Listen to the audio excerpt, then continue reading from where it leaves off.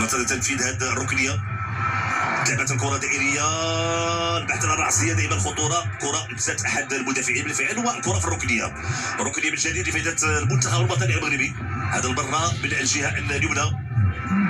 نتمنوا استثمار احدى الكرات الثابته، استثمار احدى الركنيات، لانه المنتخب الوطني المغربي لو يسجل هدف اعتقد انه غادي نتابعوا المباراه وجوله ثانيه مغايره.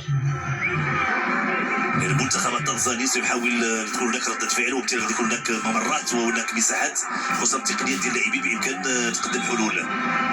هذا اللاعب احمد موهوب، رفعت الكره، البحث عن الراسيه فرصه، مشات في القائم الثاني، مرات جانبا، كانت محاوله لفائده المنتخب الوطني المغربي.